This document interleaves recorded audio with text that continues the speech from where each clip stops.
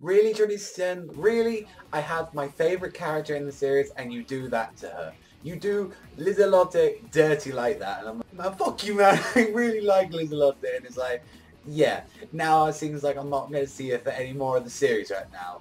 And yeah, I'm pretty fucking annoyed about it because she's the best. It's like, she's been in like 2, 3 episodes and she's already shown that she's the best Trinity 7. Well, one of my personal favourite Trinity 7s. And I thought since this is episode 7 of Trinity 7 in the most cheesiest and corniest way that this channel can do it, and I thought, why not we have a top 7 Trinity 7 girls like that? Why do we have that instead? But you know, we'll be talking a little bit about the episode as well, but we'll have like a little top 7 as well of like which girl do you think is like, you know, the best one of the series so far, you know, how you think about the series, because you know, we're like at the halfway point as well of the series, you know, 12 episodes or so, so I feel like, you know, this would be a perfect time today to do this right now. I mean, yeah, regardless it's 7, but I think we can go for it. So we see that, you know, the principal's grimoire as well at the start of this episode. It's like Solomon's Gate, and I'm like, holy shit, this thing looks terrifying. And the only way that you can actually even see this demo like and grimoire activated is mainly just from him like being like so powerful. It's like he is that strong that you can't see it. It's like some eyes and shit where it's like you're on that level where you can't even sense like, you know, like reishi anymore or something. I was like, what the fuck? Is he that strong? But like the way he just got beaten is like, most of the time I'll be really annoyed about that. I'll be like, oh, come the fuck on, really? You'd be like some stupid shit.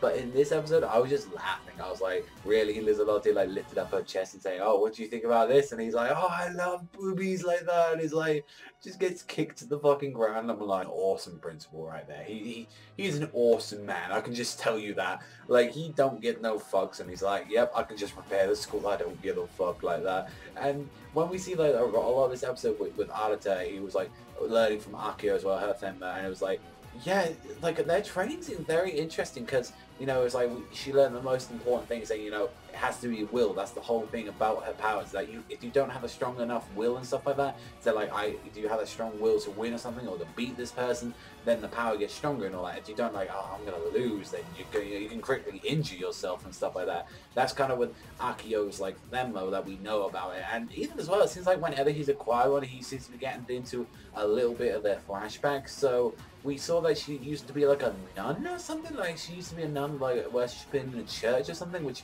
was something I actually never expected at all from her. But I was like, when we finally got into the fight with Lizelotte, seeing with her sister Promise, and it was saying like she wanted, you know, like she's trying to make a deal with her sister saying, you know, if Arata beats you, you gotta stop being evil and stuff like that. And it seems like, you know, she couldn't really do that. Like she was like really desperate to try and get her onto like the dark evil side and all that, which we see like the Iscariot, which from like the ending of this episode. So I'm guessing this is the group that pretty much turned Lizelotte into like the evil sort of attacking bitch that she was. But I don't give a fuck. Lizelotte was awesome. She's like a hot ass bitch and I fucking love her.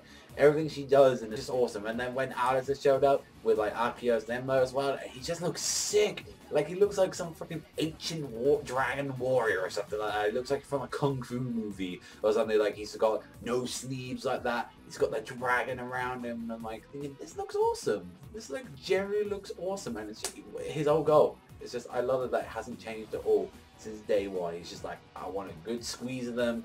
That's the one thing. And it's like literally because apparently that's where she's got to stop the thing in her chest, like the ability to stop, you know, from being the tag teaming candidate. So he's just like, fuck it, a best of both worlds. I killed 2 birds with 1 stone, literally. And he's just like there, he's just saying like squeezing them. And then she shows like her secret ace in the hole, which is like this giant like slowing down time.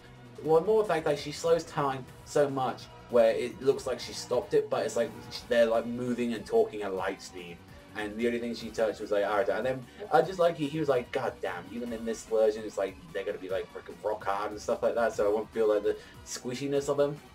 One thing that was also that was made known in this episode, that we saw the Astral Codex itself has became like a little girl, like named Sora, and it's like it felt like that's just another way for him just to add like another girl into the series and stuff like that. It's like, let's just throw this in, there you go.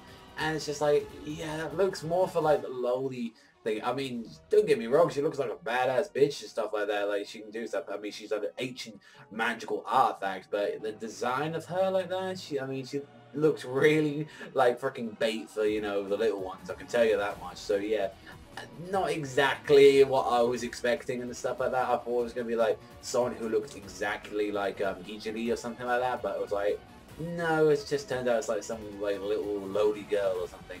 Not gonna lie, it got really sad though when she found out when she used that hidden ability that she was able actually to never go back and stuff like that, because it's like everyone in the Trinity 7 seems like they had these hidden abilities and stuff like that from like mastering their archives and stuff like that.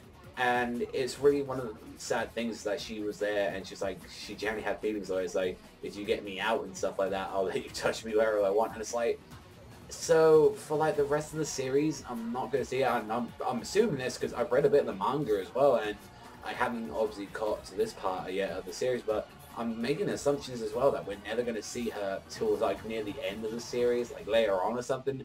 I can pretty much guarantee that we ain't going to see her pretty much in the rest of the anime right now, which I am super butthurt about, but I'm going to have to just accept it. But it's like, really, Lizelotte, she was my favorite. She was my absolute favorite. And I'll be saying that a little bit more with the top 7 and stuff later on, but it's like, yeah, apart from that, it's like they gotta learn like the logos from her sister, who's like, yeah, once you get to, you know, Lizelotte's level, then Arata can actually start copying those abilities, and then he can actually use the ability to get her out of there. And that's kind of cool, you know, that seems like another goal for Arata to work on. Like it just seems like he's got to help everyone now at this point. But it's like, yes, we get that soon. It sounds so like a lot kind of cheesy, I guess, in that way. But then it sounds like straight out of Kingdom Hearts. Oh, you've got to find, you know, since it's the 7 Trinities, the 7, like you need them to help you progress through your goal and stuff like that. Like Arata's original goal to get, you know, his cousin back hugely, and it's like, you know, sounds like some Kingdom Hearts thing. You need the 7 lights and then also the 13 darknesses and stuff like that. And it's exactly like that as well, because with the same thing in Kingdom Hearts with Aqua, I'm like, oh, Aqua's in a different plane of dimension. She's in, like, you know, the darkness and stuff like that. And it's the same thing with Lizelotte. So yeah, it's just adding more time and all that throughout the series, because they're like, yeah, we've already got all the 7 members of the Trinity 7 now. Let's find a reason why, you know, Arata can't, like, progress her his goal like there. And I guess Lizelotte, unfortunately, was that one candidate where it just had to be. And it's like, why couldn't it be someone else? Like, why couldn't it be Mira or Aileen or something like that? And I was like, a little bit upset about that. Like, I really wanted to see more of them, but I was like, like, I guess I'm just going to have to accept it. But overall, it was a fine episode. I give it an 8. I felt really sad at the end. You know, I really felt bad for Lizelotte, but I was like, I'm gonna just have to accept it. And now, probably all that you've been waiting for, the top 7 Trinity 7 girls. Now, this is only going to be talking about the Trinity 7 members themselves, since there's all 7 of them.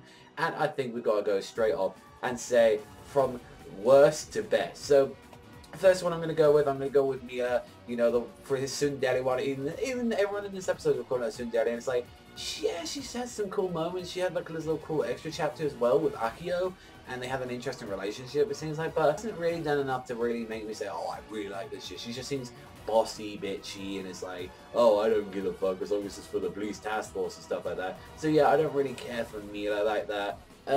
She's cool in some ways, but with that, especially with her power, she's very powerful, but overall I don't really care for her that much. Then we got 6, we got Aileen, which is also Arata's like freaking fiance, and I'm like, kind of the same thing, we don't really know too much about her. I guess that's the whole thing though, she's got a mysterious thing about that, but it's like, I don't know, I just don't really care for that personality too much, and it's like, I haven't got any like amazing qualities of the character or amazing features or anything like that. So, but maybe we might see more of that stuff later on. And this is just going from 7 episodes, may I remind you, like, so I don't know if any of these characters become like super irrelevant or like become amazing badasses or anything like that later on. But who knows? I honestly say I'm kind of looking forward. Number 5, we got Akio. I do enjoy Akio. I think she's an awesome bitch, especially in this episode as well. But it's kind of for the same reason as well. It's like, yeah, she has that kind of weird derpy face, and she has like, you know, a shitting grin and stuff like that. But it's like, compared to some of the other girls and all that, she's like, like, that's cool, you know. But that's saying you hang out with me all the time. So why the hell are you hanging out with that chuckle fuck? Like, honestly, yeah, I like Akio a lot, but it's like, yeah, come on, really. Next, I'm gonna have to give it to Yuri. Like, she is just weird, wacky, and it's just like, yeah, Yui is just like one of those weird ones that I've put on the list there, and I'm like, yeah, she seems really out there. She seems like, you know, she don't give no fucks at all. But overall, it's like, yeah, compared to the other upcoming top 3, I'd say, you know, there are a lot more better contenders on this list. And then we have that number 3. I've got to give it to Lilith. Lilith Sensei.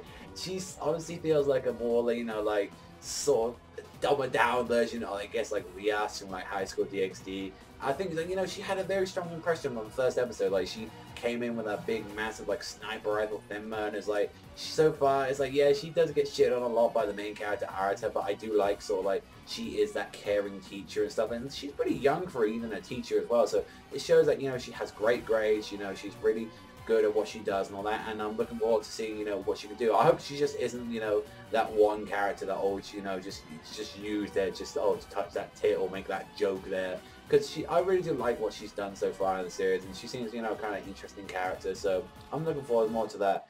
Number 2, I think you already know who that is. I gotta give it to my main ninja girl, and that's Levi. Levi is awesome. What can I say about her apart from that? She's an awesome bitch. She's got crazy ninja techniques. She agrees with everything, like with Artis agrees with. It's like, she's slutty as hell as well. I know that for sure. And she's just awesome. Like, we've seen from what she can do with her powers and stuff. She's quick as fuck. She's a ninja. And that's what I like about her. She's just no bullshit, no cutting around the corners. She's an awesome ninja bitch. That's all she is. And that's all she will ever be, and I love her for that. I'm glad that's just what she is. And she has still a little tiny bit of mystery, and it makes me want to say, like, damn, I really want to see more of her. And it's like, I'm really looking forward to seeing more of Levi.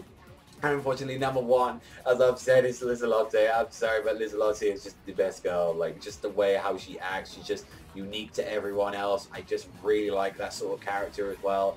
And she's, well, she's got like this a lot more hidden motives to her than the others. It seems like she was doing a lot more serious and more, you know, daring things than the other Trinity 7 girls were actually doing it. So I just like Lizelotte a hell lot more than the others do. I'm sorry if people upset. I mean, this is my list though. I'm very curious to see what your top 7 are in the comment section down below, but that's personally my list on it. But let me know what you think in the comment section down below. What do you think about your top 7 Trinity 7 girls? I'm very curious to hear about that. Also as well, what do you think about this episode as well? But that's all for me, so thank you very much for watching as always, and remember, I'll see you guys next time.